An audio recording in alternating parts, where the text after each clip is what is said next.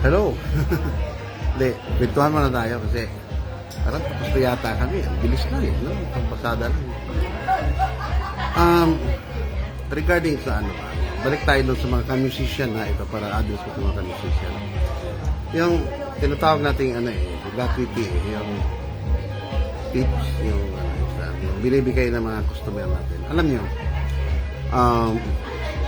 pag pinakita mo kasi yung tawag dito, yung pinaka-best mo para doon doon sa mga customer natin. Tawag dito, minsan kasi, yung iba kasi, parang walang kalatoy-latoy, parang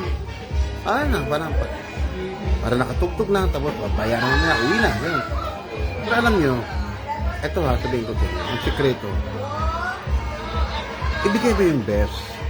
Kasi pagkatapos yan, yung reward, sigurado yan na talagang meron ibibigay na extra sa inyo. At saka, eto pag binigyan kayo ng extra o tips, o kaya na overtime kayo, halimbawa na overtime kayo, binigyan kayo ng siguro extra 5,000 o whatever.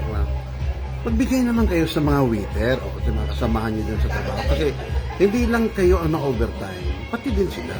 Share ba, di ba?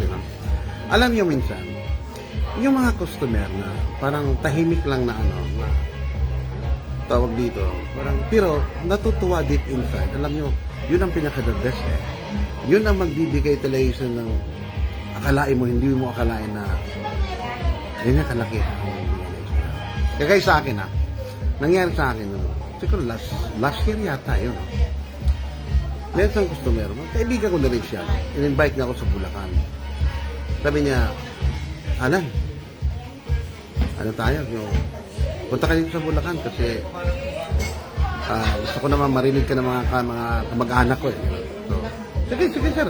So nag-meet up kami doon sa may Santa Maria yata, sa may Santa Maria. Tapos nag-convoy kami papunta daw sa area. Alam niyo, siyempre andun yung mga kamag-anak niya, kapatid niya, lahat ng mga tawag dito, kamag-anak. Ano lang yung parang simple. Very simple lang yung very simple lang yung place na naman yung parang resort type. May swimming pool, maliit lang. Alam niyo ba, hindi kami nag-usap kung magkano. Ganun ako Hindi ko yun, kasi alam niyo, yung mga customer kasi, alam niyo yung worth mo. Alam niyo sabihin ko sa inyo. Pagkatapos, yung mga mayayaman kasi, hindi nagdadala ng cash yun. So hindi, clutch bag lang, tapos cheque.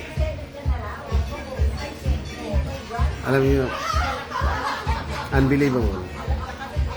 Alam niyo binigay sa akin, papel lang. Pero, may nakalagay. Alam niyo kung magkano? 6 digit. Alam mo, hindi ako makapaniwala. Sabi ko, grabe ano ba? Sabi ko, kasi binigay ko yung best talaga sobrang tuwang-tuwa talaga yung mga kamag-anak nila. Digit. Alam mo yung nagdadrive ko pa uwi ako.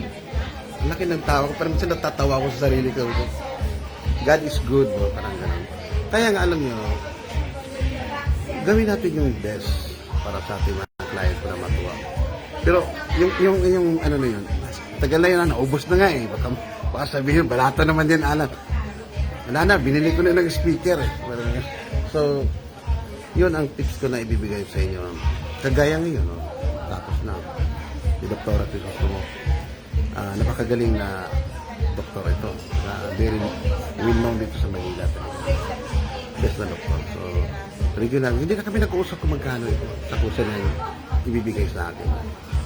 Sakto lang. Diba? So, yun lang muna mga bukas. Nandun ako sa Alabang bukas. Foreigner yung meron ako isi-share about experience ko naman. Basta bukas na lang. Bukas na lang. Alright, thank you.